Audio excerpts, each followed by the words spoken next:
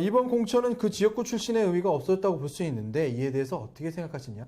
전략 공천에 대해서 어떻게 생각하시냐는 질문이긴 합니다. 우리 시민들의 이야기는 과연 어떤 것들이 있었는지 조금만 다시 정확해보죠. 네, 알겠습니다.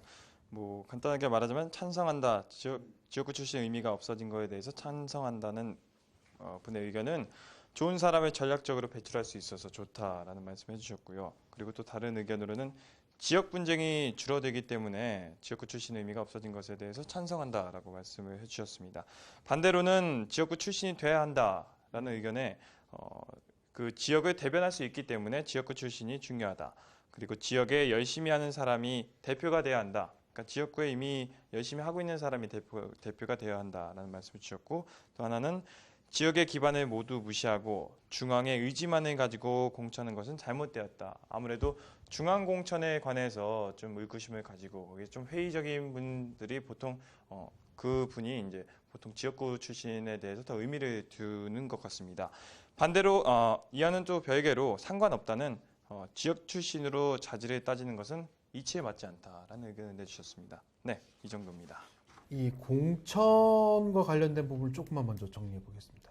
공천을 한다는 것은 정당이 자신의 후보를 천거해서 기호를 부여해서 사람들이 이 사람이 무슨 당의 기호를 달고 있으므로 이 사람의 정치적인 소신과 그 사람이 할 수 있는 일의 방향이 어떻겠구나 하는 것을 예감할 수 있도록 하고 그 사람으로서 결정짓도록 하는. 그래서 어떻게 보면 이게 인지도 이상의 것일 수 있다라는 그렇죠. 생각은 좀 들거든요. 공천이. 그래서 공천을 받느냐 못 받느냐가 결국 당락을 좌우하고 그리고 그 다음에 정치활동에 대한 것들을 좌우할 수 있는 것이 분명히 될 수 있습니다. 요거는 현상인 것 같고요. 두 번째 여기 이제 숨겨진 것들은 제가 생각하기엔 공천의 문제는 누가 하느냐죠. 누가 공천을 하느냐. 공천을 할 수 있는 힘을 가진 사람이 누구냐. 최근까지도 가장 많은 공천의 이야기들 가운데 지역 경선을 통해서 한다. 그러니까 지역민들이 지역 당원들이죠. 그러니까 지역에 있는 정당원들이 자기 당의 후보를 선출하는 이런 방식들인데 재보궐선거는 달라요. 이게 지금 말씀드립니다. 그렇게 하는 경우도 있고 안 하는 경우도 있지만 재보궐선거는 거의 대부분 경선이 상대적으로 적고 흔히 말하는 전략공천. 전략공천이 많아지는 이 전략공천 때문에 벌어진 일 같지 않다 생각하는데 일단 저는 그렇게 생각을 해요. 그러니까 아까 공천이라는 걸 정의를 내려주셨는데 저는 그 앞에 하나 더 누구를 공천할 거냐. 누구를 그래서 누구가 어떤 개인이 아니라 국회의원의 공천인 거냐 아니면 지자체에 대한 공천이냐 이게 명확해야 된다고 생각을 해요. 근데 솔직히 이제 뭐 잘 아시겠지만 국회의원은 국가 일을 하는 거지 지역 일을 하는 분들이 아니잖아요. 그렇죠. 근데 우리나라 국민들은 뭐 혹시 들어보셨는지 알겠죠. 국회의원들 유세할 때 보면은 여기에 다리 놓겠습니다. 뭐 우리는 이 지역에 이렇게 지역 발전을 많이 얘기를 한단 말이죠. 그거는 국회의원들이 할 일이 아니거든요. 사실 많지 않은 일이죠. 네. 해야 되는 일인 건 맞지만 그러니까 상식적으로 보면 그 사람들은 국가의 입법부 역할을 해야 되기 때문에 그리고 그 다리 놓고 지역 개발 발전하는 건 지자체장들이 해야 될 일이잖아요. 근데 이제 이게 예전에 이제 지자체장이 없는 시절에 그렇죠. 국회의원들이 이제 했던 게 우리 국민 속에 머리 박혀 있고 그리고 이제 그게 연습되는 이런 상황인데 지금 보면은 지금 시스템에서는 분명히 제가 볼 때는 국회의원들은 입법부 나라 일을 하는 사람이고 그 사람의 능력 근데 이제 지역구 출신은 지자체제로 이렇게 분리해서 할 수 있는 이런 식의 국민들의 지혜가 필요한 시점 아닌가 제 생각엔 그렇고요. 아까 이제 재보궐선거는 앞서 말씀드렸던 것처럼 선거 기간이 짧다. 그렇기 때문에 인지도가 높은 사람들이 이길 확률이 높다. 그래서 거물급 혹은 거기 지역에 오래 있던 그게 거의 그분들이 전략적으로 선택되는 이런 부분들이 생기는 거죠. 말씀해주신 게 정말 어떤 뭐라고 해야 될까요? 어떤 사전상의 명의로 봤을 때는 그게 정답인데 사실 아시겠지만 공약을 보시면 다 진짜 국회의원 후보지만 공약은 거의 지역 네, 단체장의 지자체 단체장하고 똑같죠. 동일해요. 그래서 또 그렇기 때문에 시민 국민들도 그 지역 주민들도 기대하는 게 국회의원이지만 그 부분을 이미 제외하고 논의 대상으로 하고 이미 그래도 지역 주민을 위해서 많이 해줄 것이다라는 사람에게 표를 돌리는 방향이 있기 때문에 이게 사전상의 정의로만 보자면 어떤 민심을 잡긴 좀 힘들지 않을까. 그거를 그러니까 어떻게 그러니까 정부에서 그게 정부의 몫인데 정부에서 캠페인을 어떻게 하느냐. 그런데 지금 지금 상황에서 유리한 사람들은 가만히 있겠죠. 근데 그 가만히 있는 사람들이 누구냐? 이제 이건 또 다른 차원인 것 같아요. 그래서 막 얼마 전에도 그 뭐 박근혜 대통령께서 그 뭐죠 무슨 푸드 음식 무슨 거기에 갑자기 느닷없이 김포에 한번 가시죠. 뭐 그런 사례들이 굉장히 많아요. 뭐 예를 들어서 뭐 예전에 아까 말씀드린 70년대 이제 박정희 대통령께서 DJ랑 선거할 때 국정회의를 목포에서 합니다. 목포에서 했죠. 왜냐하면 막, 김대중 후보를 떨어뜨리기 위해서. 그러니까 그런 거라든가. 그랬었어요. 그다음에 뭐 YS 때도 막 느닷없이 강원도 가가지고 뭐 강원도 개발 느닷없이 뭐 관광객 뭐 한다든가 뭐 이런 얘기들을 한다는 거죠. 왜 그럴까요? 왜 그러겠냐는 거죠. 저는 이런 부분 한번 보죠. 그러니까 지금까지 있었던 현상들의 가장 주안점은 제가 아까도 말씀드린 첫 번째 질문 이거거든요. 누가 공천하느냐. 여당 같은 경우에는 대통령과 그 당대표.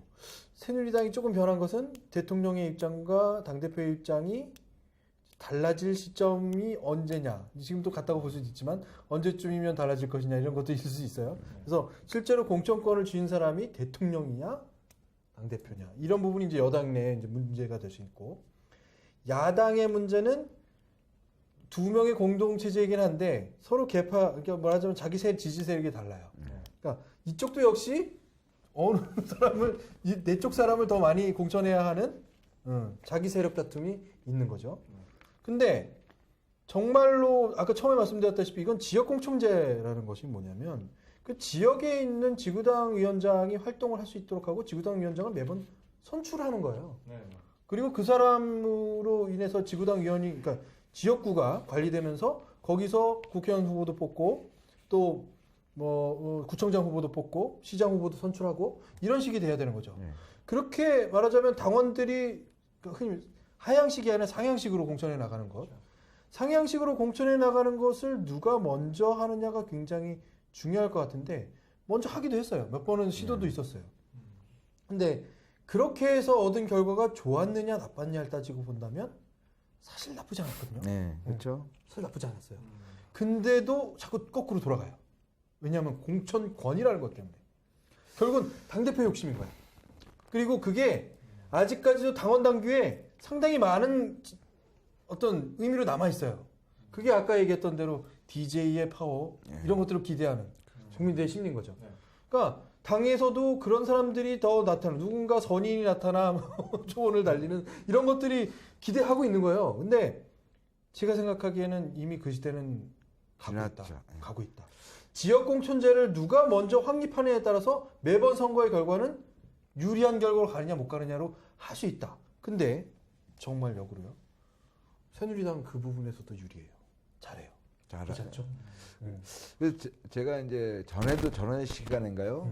그 말씀을 드린 게 새누리당에 어떤 뭔가 뛰어난 사람이 있을 것 같다라고 얘기하는 게 그런 위기 대처 능력이 굉장히 빨라요. 근데 그 평소에 근데 이제 국정에 관련된 거라든가 국민들을 위한 행동들은 그렇게 빠르신 분들이 아니잖아요.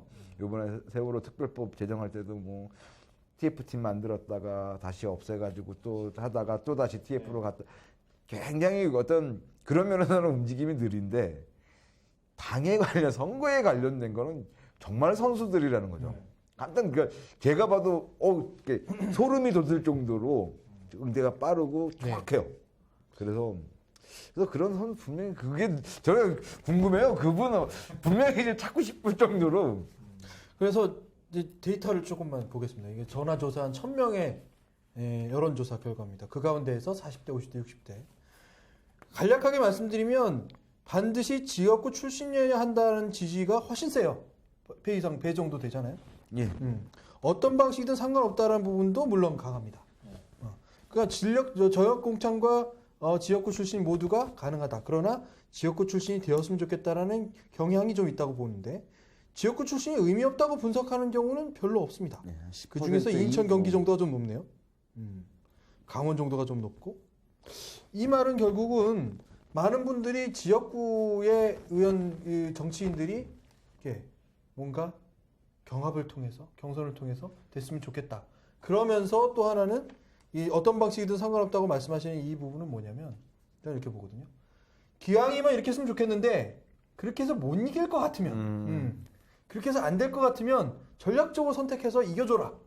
그죠.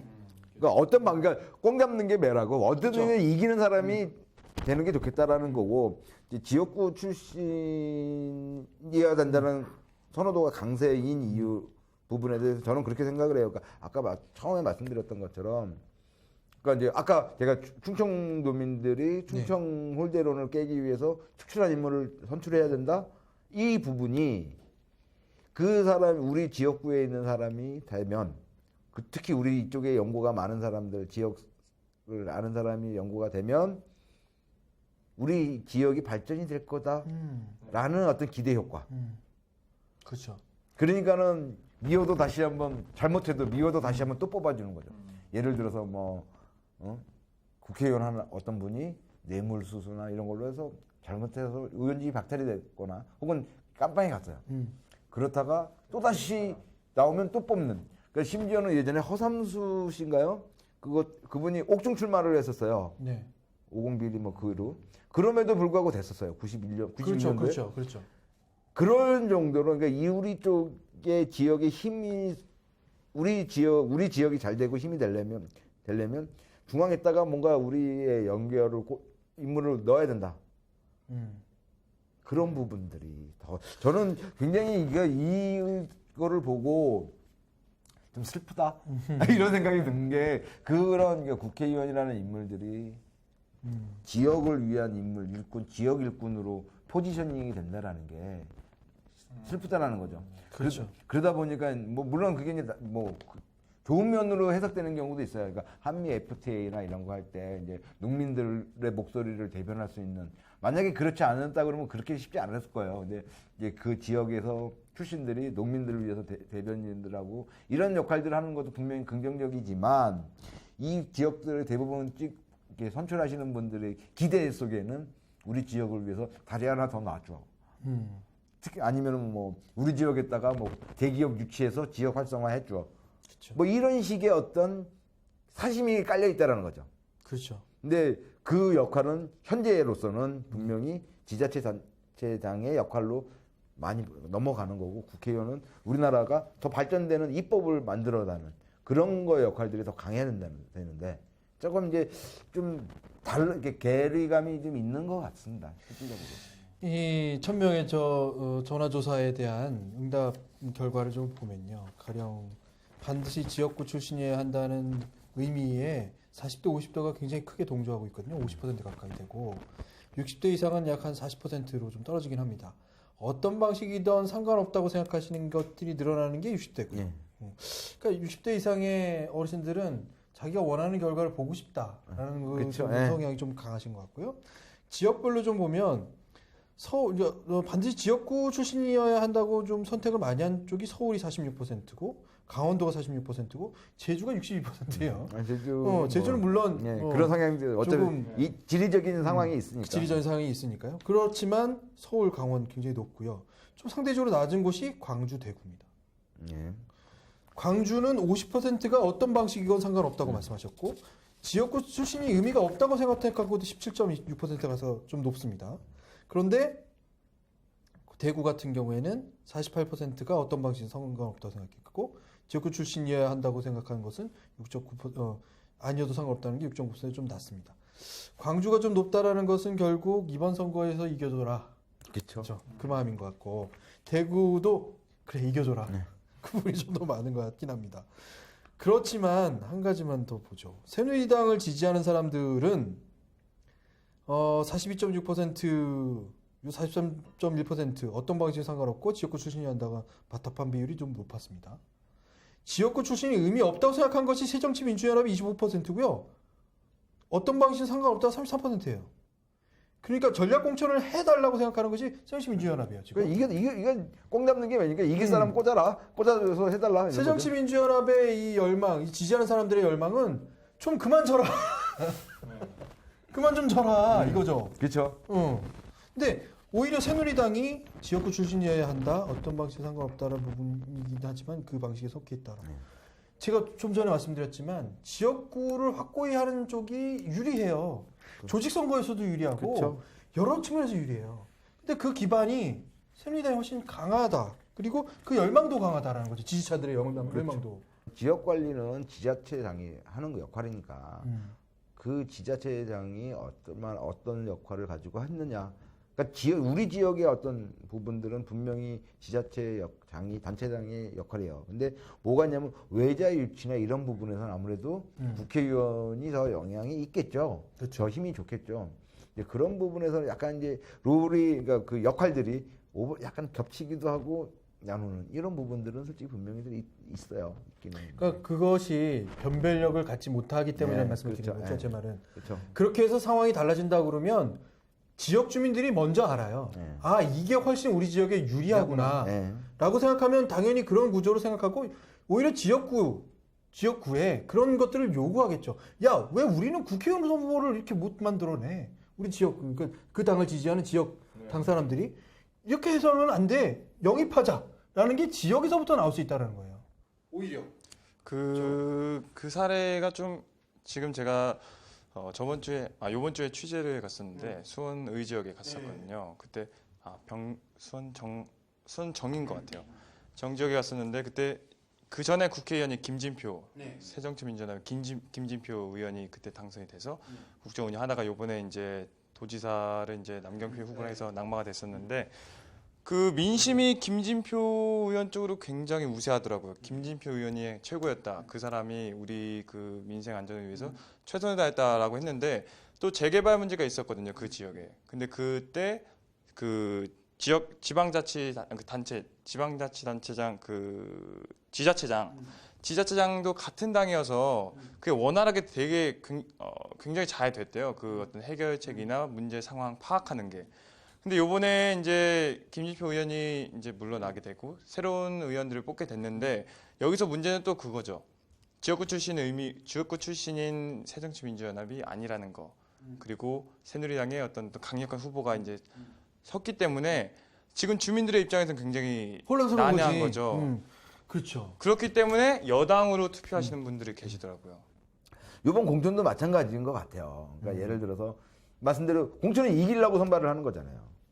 그래서 선명하고 클리어하게 한 것도 좋지만 진짜 이겨야 되는데 과연 이길 수 있는 사람을 선발을 했느냐. 근데 여태까지 그렇지 못했다라는 게 지금 계속 말들이 많아진다는 거죠. 그래서 이 질문을 시민들께 드려보는 겁니다. 다음 질문은 이번 15개 선거구 중 새누리당과 새정치민주연합은 몇 지역에서 승리를 할 것인가 여쭤봤어요. 일단 인터뷰 내용부터 듣겠습니다. 그러면 이번에 새누리당 그리고 새정치민주연합 어느 쪽이 더 많은 석을 차지할까요? 제가 뭐 그런 전문가는 아니라서 모르겠는데, 이제 하나의 이제 국민의 입장에서 보면은 뭐랄까 새누리당은 변화해야 된다 이런 것은 많이 컨센서스가 형성이 된 것 같아요. 네. 근데 말은 그렇게 하는데 실질적인 변화는 좀 애매모호한 그런 컬러를 지닌 것 같고, 또 새정치민주연합 쪽은 뭐랄까 그 지분, 뭐 개파 이런 쪽이 아직 더 많이 남아 있다. 오히려 여당보다도 더 많이 남아 있어서 그런 쪽을 그러다 보니까 자기들끼리도 경쟁이 되는 이 부분이 이제 심각한 거예요. 결국은 뭐냐면은 야당이 하나로 뭐 단일화해야 뭔가 게임이 되는데 그게 아니고 자기들끼리 각자의 길을 간다든지 각자의 이렇게 세력을 유지하게 되면은 결국은 그거는 너무나 많은 복수적인 게임이 되니까, 그렇게 되면 결국은 그건 당연히 여당 쪽이 유리하겠죠. 야당은 자꾸 분열이 되고 그런 이제 어떤 뭐랄까 양자 구도는 잘 안 되는 것 같아 이제 보니까. 그러면 새누리당과 새정치민주연합 15석이 있는데 몇 대 몇 정도로 갈릴까요? 글쎄 제가 뭐 그런 예언자는 아니기 때문에 정확치는 모르겠지만은 제가 볼 때는 이제 지난번하고 좀 다른 것 같아요. 그 세월호 직전에 그때보다는 많이 달라져가지고 좀 여당 쪽에 유리하지 않을까 생각이 돼서 만약에 15석이라면은 제가 볼 때는 아마 한 9대 6? 네, 네, 그 정도. 그러면 이번에 새누리당과 새정치민주연합 네. 몇 석씩 가져가서 누가 이길까요? 지금 저기 730 재보선만 아니 보궐만 얘기하는 거죠? 네. 그 730 보궐이 총 몇 명이 15석이죠. 제가 봤을 때는 이번에도 역시 거의 새누리당이 한 70% 이상은 새누리당이 가져갈 거라고 봅니다. 새누리당이 가져갈 수밖에 없어요. 그렇게 생각하시는 이유가 있을까요? 그러니까 김한길 안철수 공동대표가 전략 공천을 하면서 지금 총선 때도 그랬지만 이번 재보선 보궐선거 공천도 인물이 그 새누리당에 이렇게 대적할 만한 인물을 내지를 못하고 있어요. 그게 당연히 필패죠. 결국은 인물 싸움인데 거물급이 김포 쪽에서야 우리 지역구도 이번에 보궐선거를 하긴 하는데 김두관 나온다고 하는데 김포 쪽은 조금 가능성이 있어 보이지만 나머지 여타 지역들은 제가 봤을 때는 굉장히 취약해 보여요. 아주 취약해 보여요. 이게 그래가지고 어떻게 견제 역할을 할 수 있을지 굉장히 걱정이 돼요. 많은 진보적이고 조금 변화를 요구하는 젊은 층한테는 상당히 실망일 수밖에 없는 정치가 계속되고 있는 것 같아요. 그러면은 이번에 새누리당과 새정치민주연합 어느 쪽이 더 많은 석을 가져갈까요? 그건 제가 거기까지는 잘 모르겠어요. 예. 그럼 지금 15석인데 예. 새누리당과 새정치민주연합 아마 늘 지금 국민들의 선택은 한 반절 정도씩 가져가지 않을까 그런 생각이. 반절씩. 그럼 누가 한 석 더 차지하게 될까요? 그래서 새누리당이 한 석 정도 차지하지 않을까. 새누리당이 예. 그렇게 생각하시는 이유 있을까요? 지금 지금 후보들 자체가 네. 새누리당 쪽에 있는 그런 분들이 이제 그런 많이 알려져 있고 또 그분들 또 경륜도 다 대단하시고 또 이제 이번 지방선거나 이런 그런 영향도 상당히 있을 것이고 그런 생각이죠. 그냥. 그 새누리당 그리고 새정치민주연합 있잖아요. 예. 몇 석 정도 가져갈까요? 15석이 남았는데. 글쎄 야권이다 보니까 가반수 가까이는 가져가지 않을까 생각합니다. 어느 쪽이 더 가져갈까요? 여당 쪽이 좀 많이 가져가겠죠? 새누리 쪽이? 예, 새누리 쪽. 새누리 쪽이 몇 석 더 가져갈까요? 몇 대 몇 정도 예상하세요? 한 6대 4 정도. 60%대 40%? 예. 네, 알겠습니다. 그렇게 생각하시는 이유 있을까요? 글쎄요.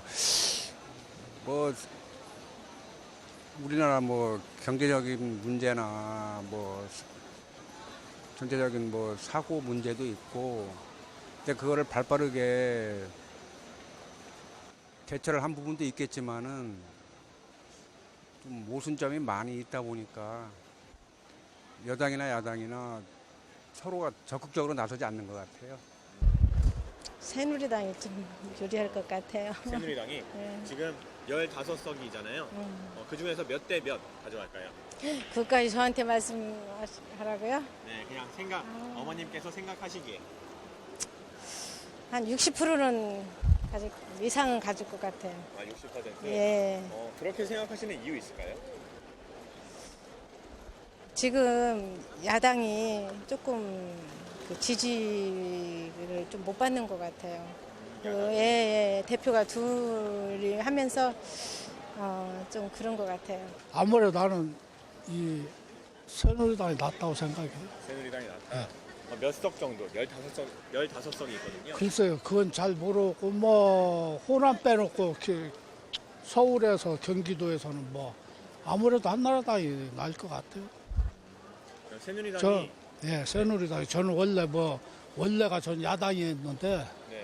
요즘엔 안 그래요. 요즘은 안 그러시다. 예. 그런 이유가 있을까요? 예? 이유가 있죠. 뭐 사실 맨날 싸움이나 나오고 무슨 뭐 그냥 말도 하기 싫어요. 제가 보기엔 5대5가 되지 않을까 생각합니다. 네. 근데 지금 15석이에요. 네. 몇 석? 글쎄 한 7석, 8석 정도 아니면 771 정도 무소속이 되지 않을까 생각하거든요. 새누리당이 그러세요? 한 5분의 2 정도? 730 재보궐선거와 관련된 여론회강을 진행하고 있습니다. 시민들의 인터뷰 내용을 들으셨고요. 저희가 누누이 말씀드리지만 이번에는 1000명의 국민들에게 과연 이번 선거에 대해서 어떤 생각을 가지고 계신지, 또 각 정당과 후보에 대한 선호도는 어떠한지, 결과가 아닌 선호도입니다. 선호도를 어떠한지를 여쭤보고 그 결과를 지금 수집해서 말씀을 드린다는 말씀을 드리겠습니다. 일단은 지금 질문이 15개 선거구 중 새누리당과 새정치민주연합은 각 몇 지역에서 승리할 것 같냐라고 말씀을 여쭤봤는데, 뭐 숫자는 별 의미가 없을 것 같고, 예. 이유가 뭘까요? 왜 누가 승리하는 네, 새누리당부터 보자면 여당이기 때문에 이길 것 같다. 그리고 새누리당이 차지했던 보궐선거 지역구가 많아서 새누리당이 입지를 다졌던 지역이기 때문에, 그리고 그런 말씀해 주셨고, 현재 여당 마찬가지로, 그리고 김한길, 안철수 대표가 내는 후보자들이 새누리당에 대적할 만한 인물은 못 된다. 인물론에서 지적을 해주셨습니다. 반대로 이제 새정치민주연합이 승리할 것 같다는 답에는 세월호 인사청문회 여파로 대통령 지지율이 급락했기 때문에 여당에 안 좋은 영향이 있을 것이다. 그리고 둘 다 썩 마음에 들지 않지만 그래도 새정치민주연합 어떤 막연한 부분에서 말씀해 주셨고요. 그 다음에는 정확하게는 없네요. 관심 없다, 잘 모르겠다가 있는데, 이거는 뭐 상관없다. 어떤 사람이든 똑같을 것이다. 이 정도의 내용이었습니다. 뭐 자기 지역구가 아닐 수 있죠. 그리고 이번 선거하고 큰 관련이 없을 수도 있고. 다만 저희가 조금 의미를 더 부여한 사항은 이번 선거의 결과에 따라서 정치 지형도가 변화할 가능성이 있다라는 부분에서 지금 선호도 조사를 한 부분입니다. 좀 당별로 나눠서 볼까요? 보궐선거에서 새정치민주연합의 당선 지역구 수가 얼마나 정도나 될 것이냐. 결국은 새누리당이 승리하게 될 것이냐는 그 부분에서 5석 미만, 이게 숫자를 좀 나눠봤거든요. 5석 미만으로 새누리당이 당선될 것이다. 5석에서 10석 미만으로 새누리당이 당선될 것이다. 10석 이상으로 대승할 것이다. 라고 이렇게 세 가지 질문으로 나눠봤는데, 이것에 대한 빈도를 좀 보겠습니다. 어느 정도죠? 네, 먼저 새누리당 당선 지역구 5선 미만은 23%, 그리고 그 5석에서 10석 미만은 60.2%, 그리고 10석 이상은 16.4%입니다. 다음은 이제 새정치민주연합 당선 지역수는 5석 미만은 39.8%, 5석에서 10석 미만은 51%, 10석 이상은 9.2%였습니다. 새누리당이 훨씬 유리한 조사 결과입니다. 물론 이거는 다시 한번 말씀드립니다. 지역구에 해당하는 지역구에 계신 분들만 조사한 것이 아니기 때문에 선거 결과하고는 크게 다를 수 있습니다. 그렇죠? 우리 국민들이 과연 이 새정치민주연합과 새누리당에 대한 어떤 선호도를 갖고 있는지를 정확히 분석해 보고자 하는 내용입니다. 5석 미만 뭐 거의 10% 정도 차이 나는군요. 15% 정도. 5석에서 10석 미만으로 뭐 중규모 이상은 10% 정도가 새누리당이 우세하고 10석 이상도 10% 한 5, 6% 정도가 유리하고, 결과로는 뭐 당연히 그렇게 되지 않을까 예측하고 계신 것 같아요. 그냥 국민들이. 근데 저는 이제 의회라는 것보다 참 재밌다라고 한 게, 제가 12년 630 19대 국회의원 선거 때부터 해가지고 12년부터 해가지고 여태까지 선거 초반에 분위기가 여권이 유리해 본 적이 없어요. 그렇죠. 계속 야권이 정권 심판론 뭐 이런 식으로 하면서 이슈를 선점하는 거는 야당 쪽이 더 많았어요. 그렇죠. 야권에서. 네. 근데 선거 전에 네. 이제 이런 게 있어요. 그러니까 제가 앞서서 밴드웨건 효과와 언더독 효과가 있다라고 했잖아요. 근데 선거 투표 당일 날부터 일주일 전부터는 선거 결과를 발표를 못 하게 돼 있잖아요. 그렇죠. 네. 그때는 분명히 그 밴드웨건 효과를 없애자라고 했다는 거죠. 그러면 언더독 효과도 없애야 된다는 거예요. 근데 그 얘기는 없어요. 근데 제가 왜 이런 얘기를 하냐면 그 12년 그 19대 국회의원 선거 때 되게 그 여당이 불리했었어요. 네. 분위기가. 근데 그때 제 기억으로 이해운 그때 최고위원이 저 죄송합니다. 저희가 잘못했습니다. 뭐 이런 식의 읍소를 공중파에서 했었어요. 난 그거를 보고 소름이 쫙 끼쳤어요. 그때 뭐 팟캐스트니 제아에서는 뭐 200석을 넘기네 뭐 이런 정도까지 분위기가 좋았는데 그게 패배적 코스프레 동정표를 유발시킨다라는 거죠. 그렇죠. 동정표. 네. 그래서 그때 뭐 막 200석 어쩌고 하는데 간신히 150석 넘겼나 저기 민주당이 150석도 못 넘겼던 것 같은데 그런 거. 그다음에 12년 그 12구 대선 10월 19일 날 했던 때도 뭐 딱 그 일주일 때 뭐 골든 크로스를 넘겼네 막 민주당에서 난리가 났었어요. 그렇죠. 근데 뭐 도와주십시오 뭐 이런 식의 어떤 그런 그 결국에 또 뒤집혔고 요번에 6.3 지방선거도 역시 마찬가지고. 근데 요번에도 마찬가지로 처음에 했을 때 윤상현 원내대표 그때 지금 사무총장이신가요? 네. 새누리당 15석 중에 한 석만 내도 성공했다. 라고 죽는 소리를 하기 시작을 했었어요. 그렇죠. 그러고 나서 민주당이 샴페인을 터뜨리면는지 어땠는지 공천 헛발질이 이제 계속 언론에 보도가 됐죠. 그게 그리고 나서 그리고 나서 얼마 전에 안철수 그 공동대표가 15석 중에 5석만 성공하면 성공한 거 아니냐. 근데 이 15석 중에 4석이 지금 그렇죠. 전라권이에요. 그러면 한 석만 딴 데서 갖고 오겠다는 얘기거든요. 그러니까 자 윤상현 사무총장께서 15석 중에 한 석만 거두면 성공이야 라고 한 거와 안철수 대표가 했던 얘기가 불과 15일 정도밖에 안 되는 거예요. 그 15일 동안 상점벽해가 난 거죠. 그러니까는 안철수 대표는 솔직히 이기려고 투표를 하는 거잖아요. 근데 자위를 한다는 거죠. 15석 중에 5기면 성공이야. 결국에는 15석 중에 전라권 거 빼면 11석이잖아요. 그 중에 한 석만 먹으면 10%만 먹으면 성공이야라는 생각을 한다는 거죠. 결국에는 질 거를 대비하는 화석을 까는 거죠. 그게 다른 거죠. 뭐 심리적으로도 뭐 분석을 가능할지 모르겠지만 이쪽은 이기기 위해서 읍소하는 거고요. 이쪽은 졌다고 생각하는 거예요.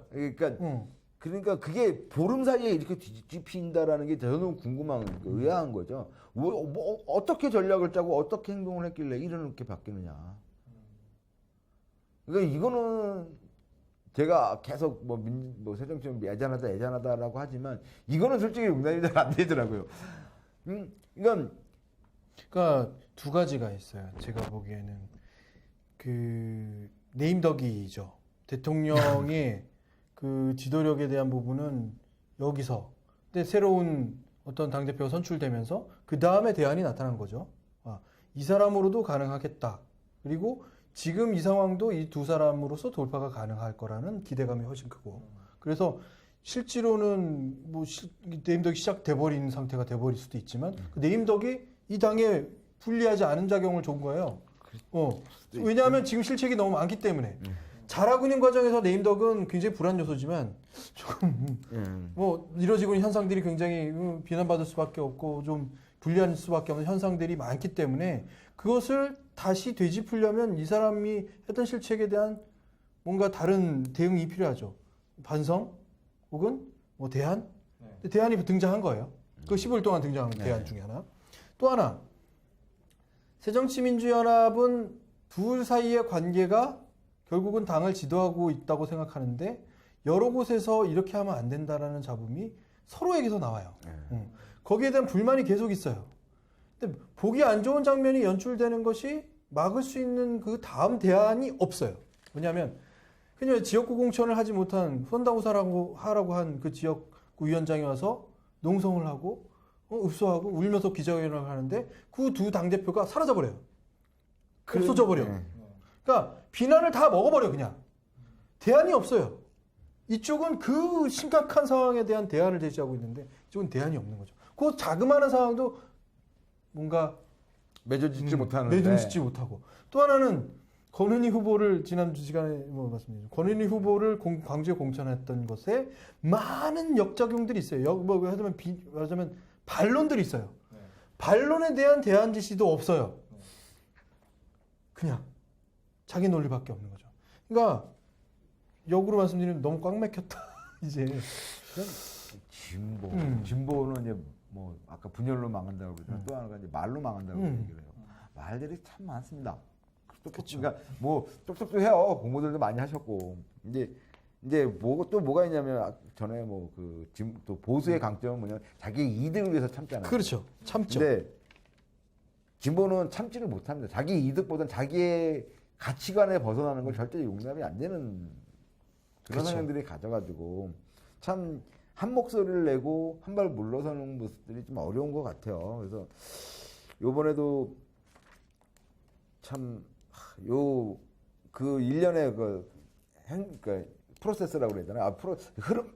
흐름? 그러니까 15석 중에 뭐 심지어는 부산 오거돈 해양수사 전 후보죠. 그분까지 해가지고 부산까지도 국회의원이 그 어떤 새누리당이 아닌 사람이 될 수 있을 거야 라고 했는데 기대를 했었죠. 초반에는 다들. 그런데 뭐 예를 들어서 뭐 오거돈 후보 부산 같은 경우 뭐 새정치민주연합 전략적으로 거기 무공천으로 오거돈 후보를 밀어주고 전략적으로 하고 이런 식으로 시나리오가 돼 있었는데 갑자기 해야 돼. 근데 왜냐면 그 사람 입장에서는 부산 지역도 해볼만 했거든요. 네. 그 전에 뭐 그다음에 뭐 대구 같은 게 예를 들면 그 전 선거 때 대구에서도 김부겸 후보가 상당히 높은 지지를 얻었었잖아요. 하물며 부산에서는 이거 새정년 간판을 달아도 득표가 되겠구나. 양보를 안 한다는 거죠. 그렇죠. 그러니까 오거돈 후보 입장에서는 시장에 출마했던 분이 만약에 국회의원에 가서 떨어졌다. 그러면 자기한테는 정치적으로 아예 출마를 안 하는 게 낫지. 출마하는 것보다 리스크가 더 크니까. 그런 식으로 이제 하나씩 균열이 생기는 부분들이 되는 거죠. 그러니까 이제 이런 현상들이 벌어지는 것 같아요. 더 한 가지는요. 지금 여기에서 재보궐선거하는 가운데서 가장 많은 이유가 법 위반이에요. 그러니까 선거법 위반으로 의원직 상실한 것들이 많아요. 이 역을 역으로 되짚어 보면 법을 위반해서 그러니까 의원직을 상실한 곳에는 반대급부라는 게 있어야죠. 저 사람이 잘못했으니 이 당이 아닌 다른 당이. 근데 그런 이슈가 다 사라져 버리는 거예요. 아예 없어져 버리는 거죠. 그러니까 굉장히 좀 이 체제가 새누리당이나 민주당이나 제가 볼 때 뭐 집단 지조 체제, 뭐 1인 지조 체제 다를 수 있겠지만 중앙 집권 체제라는 것에 대해서는 큰 차이가 없어요. 이것을 빨리 바꾸는 쪽이 훨씬 유리할 것이다. 그리고 그걸 빨리 도입하지 않으면 그런 말인가요? 오픈 프라이머리? 이런 식으로 해당하는 것들을 조금 더 국민들에게 의견을 여쭈는 것을 하지 않으면 이 상황에서 못 벗어날 것 같다. 왜냐하면 그런 지도력이 발휘될 수가 없어요. 예, 현재 상황에서는 뭐 그럴 것 같아요. 그러니까 우리가 지금 향수로 아까 말씀했잖아요. DJ 같은 그 카리스마 있는 그 여당 대표의 카리스마 그걸 기대하기에는 지금은 그런 인물조차 기대하기 어렵고 시스템조차도 그렇죠. 어렵다. 그 만약에 지금 DJ가 나온다 하더라도 그렇죠. 그런 그때 그 힘을 발휘할 수도 없을 것 같아요. 그리고 또 하나가 뭐냐면 이제 그 새누리당과 민주당의 특성이 아까 말씀드렸던 것처럼 자기 이익을 참고 이런 부분이 그러니까 당의 공천권, 그 당대표의 역할은 대선 후보권하고 맞바꿀 정도로 파워가 굉장히 좋은 힘이 굉장히 매력적인 상품이거든요. 근데 새누리는 그러니까 만약에 이번에 공천을 못 받아도 다음에 또 받을 수 있다라는 그런 거 그렇죠. 개런티만 되면 그렇죠. 참는다는 참죠. 거죠. 근데 진보 쪽의 사람들은 절대 그게 잘 안 되는 거야. 왜냐하면 지형도가 어떻게 바뀔지 모르거든. 1년 후에 또 누가 당대표가 될지 모르는 거예요. 예. 상황이. 그러니 그런 부분을 기대하기 어렵고. 이제 요거를 데이터를 조금만 더 보면요. 서울 지역에 해당한 서울 경기 지역은 역시 아까 전체적인 그 5석 미만으로 새누리당이 이길 것 같다는 빈도가 거의 비슷해요. 뭐 그러니까 수치를 보면 거의 비슷하다는 말씀을 드리고 광주, 대구, 부산 이쪽을 좀 보죠. 광주에서 새누리당이 5석에서 10석을 가져갈 것이다라고 예측한 사람들이 67%고요. 거의 68%. 대구 같은 경우는 44%. 그리고 부산 같은 경우는 65%입니다. 대구가 오히려 더 적어요. 대신에 대구는 10석 이상이 훨씬 많아져요. 그러니까 열성적인 지지를 보내고 있는 거죠. 그리고 부산은 15%로 좀 낮아지고 새누리당이 10석 이상을 확보할 수 있을 거라고 예측하고 있는 광주, 전남, 전북 사람들이 7.1%로 좀 작아요. 이제 광주는 먼저 보면 광주는 새누리가 10석 이상을 가진 게 한 7%대인데 여기서 10%밖에 안 돼요. 새정년이 그렇죠. 그 상대 반대라는 거죠. 그러니까 지금 대구나 이런 데는 20몇 프로가 남았는데. 그러니까 예감하고 있다라는 거예요. 그렇죠. 본인들도 욕심은 하지만 지금 아까 말씀 지지도에 대한 결과는 다 얘기하지만 야 이렇게 해서는 안 될 것 같다는 예감을 하고 있다라는 거예요. 받아들이시는 거. 그분들도 뭐 그냥 하는 게 공천도 이따위로 하고 뭐 얼마나 되겠어 이런 식의 어떤 예측 상황이 이번 재보궐 선거도 역시 또다시 새정년이 새누리를 이길 수 없다라는 거는 이제 어느 정도 지금 현상은 당연히죠. 왜냐하면 이 사람이 과연 누구냐, 뭐 듣도 보도 못한 사람이다, 누군데 알아보고 싶다라는 것까지 가야 그 사람에 대한 호감이 생기는 거잖아요. 그렇죠. 누군지도 몰라. 우리 지역에서 뭐 했대? 야 어디 저쪽에서 태어났대? 그동안 뭐 했대? 저 서울 가서 어떻게 했다 막 이거예요 다. 그렇죠. 근데 그 가운데서 성공하고 인지도를 얻었어요. 뭔가 뭐 다른 일을 하고 해서 회자됐어. 그 사람 우리 직접 지수냐? 라고 하면 호감이 벌써 가 있는 거예요. 그러니까 출발 선상이 달라요 분명히. 출발 선상이 다른데 문제는 뭐냐면 지역 안에서 일해서 충분히 이 지역 사람들과 고민하고 뭔가 이 지역 구를 끓인다라는 거는 그 경조사에 다 들어가는 거거든요. 이 지역 안에 있는 무슨 뭐 옆집에 무슨 초가집, 초상집 다 다녀봐야 되는 거거든요. 그래야 그런 사람들이 지역구 위원장을 해야 돼요. 근데 지역구 위원장이 그렇게 지역구 관리를 쭉 해놓으면 그걸 솔딱 이용해서 이런 인지도 있는 사람이 와서 싹 이용하고 다음에 그걸로 나타나지도 않아. 그도 출마하지도 않아. 이런 상황이 반복되는 거죠. 근데 그게 총선 같은 경우는 그런 사람들이 결국은 비례대표로 가거나 아니면 특정 전략 지역에 공천되면 끝이에요. 나머지는 지역구 안에서도 활동할 수 있어요. 근데 이거는 전 국민이 다 알고 있는 공천.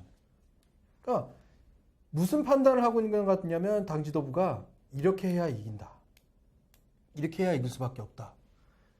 다른 말씀 한마디 드리자면 오늘 조사 결과에 저는 조금 어느 정도 나타났다고 생각하는데 국민들이 알고 있다고요. 이 상황을 알고 있어요.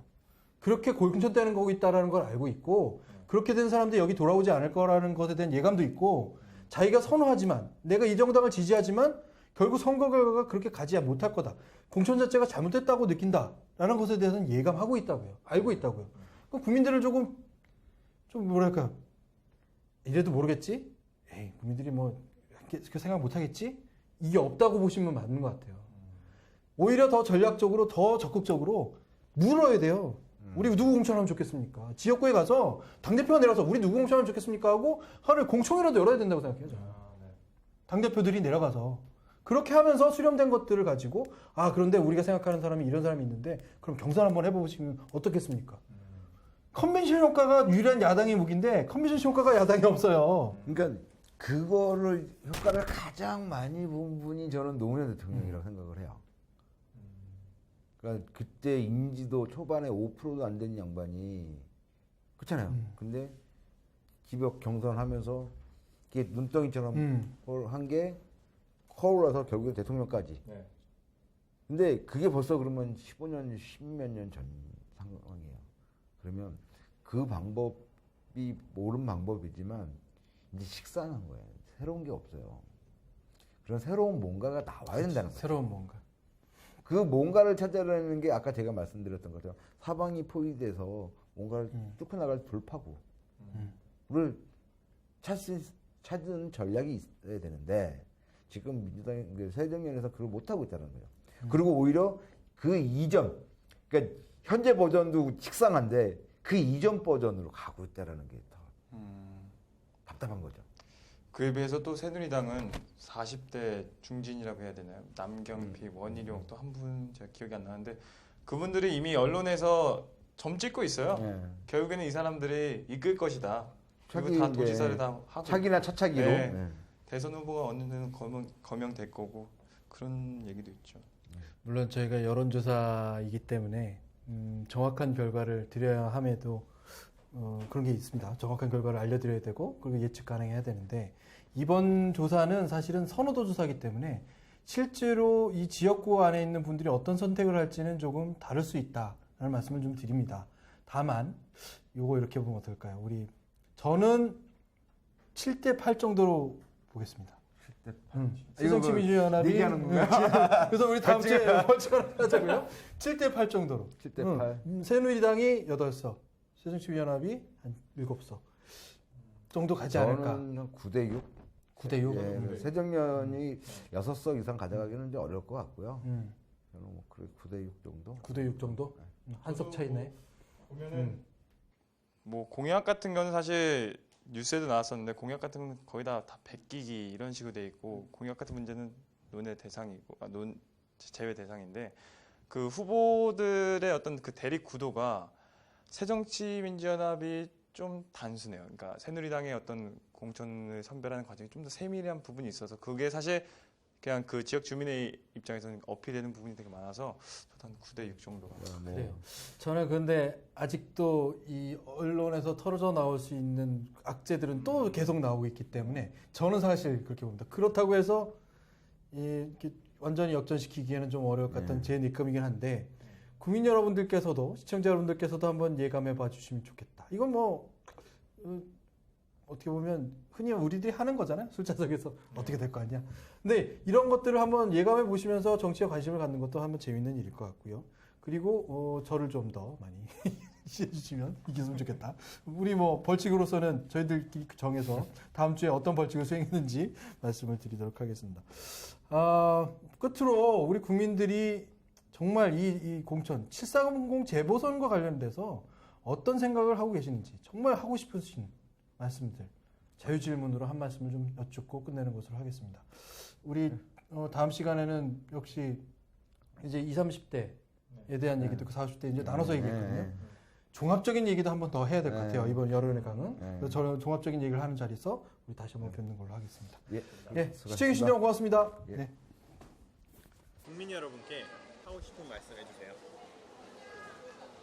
그러니까 저는 그렇게 생각해요. 지금 이제 여론을 이렇게 우리가 인터넷 들어가서 뭐 SNS 보면은 국민들이 많이 성숙해 있잖아요. 이제 많이 알고 성숙해 있는데 뭐랄까 직접 민주주의 또는 어떤 정책에 근거한 민주주의나 이런 올바른 정책에 대해서 관심은 많지만 실제적으로 젊은 사람들 특히 이제 20, 30대들이 실제적 그런 부분들의 주도적인 계층이 돼야 되거든요. 이제는 나이 든 중장년들은 이제 서서히 이제 물려주고 젊은 사람들이 이 세상을 이끌어갈 수밖에 없기 때문에 젊은 사람들의 입장에서 세상을 설계하고 좋은 세상, 좋은 국가가 될 수 있도록 잘 이끌어나기 위해서는 정치에 좀 많은 관심을 갖고 올바르게 판단해줘야 된다. 어떤 일방적인 어떤 주장, 일방적인 어떤 인터넷상에 떠도는 어떤 이런 부분 이렇게 한쪽으로 몰려서 가는 게 아니라 다원화되고 다양화된 그런 부분들을 다 추출해서 골고루 추출해서 뽑아놓고 토론도 하고 자기 의견도 명확히 밝히고 그런 식으로 해서 젊은 사람들이 주도하는 어떤 이런 세상이 좀 돼야 되지 않을까. 나이 든 사람들은 이미 생각이 굳었단 말이죠. 고정화됐기 때문에 그 나이 드신 분들을 고치기는 힘들다고 봐요. 결국은 이 세상을 변화시키는 건 젊은 사람들이다. 그 젊은 사람들이 더 눈을 크게 뜨고 더 세상의 많은 부분을 구석구석 찾아다니면서 보고 적극적으로 참여해야 된다. 그럴 때만이 한국 정치가 한 단 가는 게 좀 바꿔지지 않을까 생각이 듭니다. 국민 여러분께 한 말씀만 해주시죠. 글쎄요, 제가 뭐 국민 여러분한테 뭐라고 하긴 딱히 드릴 말씀은 없고, 이건 정치를 좀 더 정치도 어차피 보면 내가 호흡하는데 우리가 의식주가 중요하다고 얘기하는데 그 중에 빠뜨릴 수 없는 게 정치거든요. 그러니까 뭐 생활의 일부인데 사람들은 정치를 별도의 게임으로 간주해 버리더라고요. 그래서 내가 직접 관여하려고 하지 않아요. 내가 그 게임을 좋아하지 않는다고 생각하는데 실제로 내가 우리 가족 내가 부딪히는 의식주하고 똑같은 공기하고 똑같은 어떤 필수적인 요소라고 생각하는데 너무 소홀하고 있지 않나 하는 좀 아쉬움이 들어요, 늘.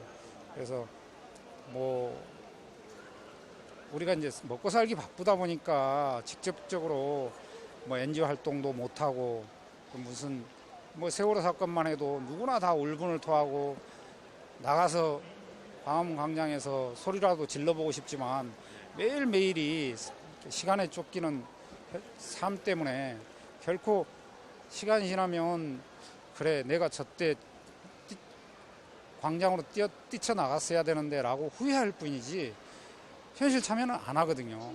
그러니까 현실 참여 안 하고 저절로 좋아지는 세상은 없다라고 얘기하잖아요. 이번에 뭐 아주 정도전 이걸 크게 감명 깊게 드라마를 봤는데 저절로 좋아지는 세상은 절대 없다. 그러니까 누구나 다 조금씩 변화시키려고 내가 한 발이라도 움직이면 반드시 변화는 오거든요.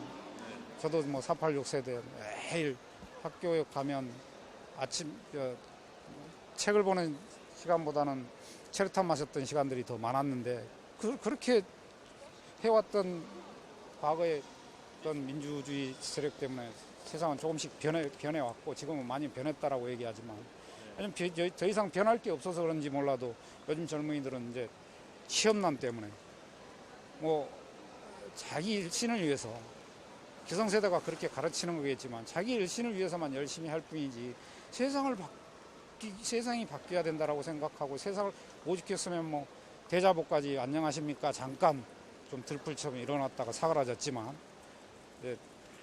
결국은 기성 정치인들이 기성세대가 어른들이 모범을 보여야 된다고 봐요. 어른들이 움직이면 애들은 따라 움직이거든요. 실제로 애들한테 열정 있는 애들한테만 강요할 게 아니고 다 열정이 과거에 다 어렸을 때 청년이었잖아요. 그러니까 청년의 마음으로 기성세대가 좀 활발하게 움직이면 변화시키려고 하는 의지를 가지면 후세는 따라오죠. 따라오면 바뀔 거고 바뀌어야 될 부분들은 너무 많은데도 불구하고 이제 한계에 다다라서 사람들이 자포자기가 돼버린 것 같아요. 너무 그게 안타깝죠. 마지막으로 하고 싶으신 말 있나요? 뭐 지금까지 할 얘기 다 했는데요. 그러니까 한계에 다다랐지만 정말 한계에 다다랐지만 자포자기 하지 말자는 거죠. 기성 정치인은 세상을 다루기가 제일 편한 게 무관심, 자포자기. 그런 사람들이 많을수록 정치하기가 편하다고 그러잖아요. 일본처럼. 일본도 먹고 살기 바쁘니까 국가가 부유하지만 우리도 그렇게 돼버리고 있는 상황이 조금씩 돼버리고 있는데 절대로 용납해서는 안 될 일을 본다 그러면 용납하지 말아야 되겠죠. 꼭 필요하다고 봐요. 용납할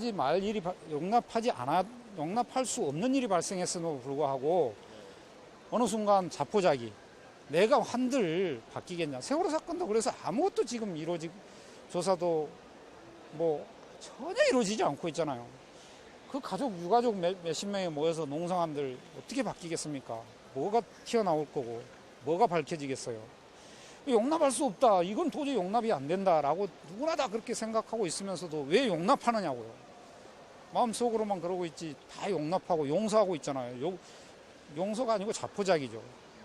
용서는 정확하게 밝힌 다음에 너가 이렇게 잘못했지만 내가 용서하마, 이게 용서고, 그냥 그래 내가 밝힐 힘이 없으니까 뭐 여기서 관두지라고 하는 거는 그거는 무책임한 자포자기거든요. 절대로 무책임한 자포자기만 없었으면 좋겠어요. 아버님 마지막으로 예, 예. 국민 여러분께 한 말씀 해주시죠. 그러니까 뭐 이번 선거에 관련해서 선거 관련해서도 좋고 국민도 좋고요.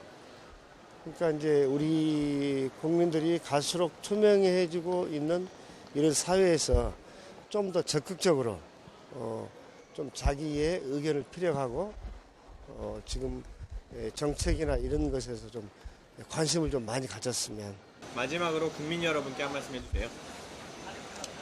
전 정치하시는 분들이 소신에 따라 잘 하시겠지만은 국민의 입장에서는 기대하고 지켜보는 수밖에 없는 것 같습니다. 진짜 나라와 국민을 위해서 정말 봉사할 수 있는 그런 사람들을 뽑았으면 좋겠어요. 이권을 떠나서 정말 당락적인 그런 다툼을 하지 아니하고 정말 국민과 나라를 위해서 위한 그런 지도자들을 뽑아서 정말 나라가 잘 살게 하면 좋겠어요.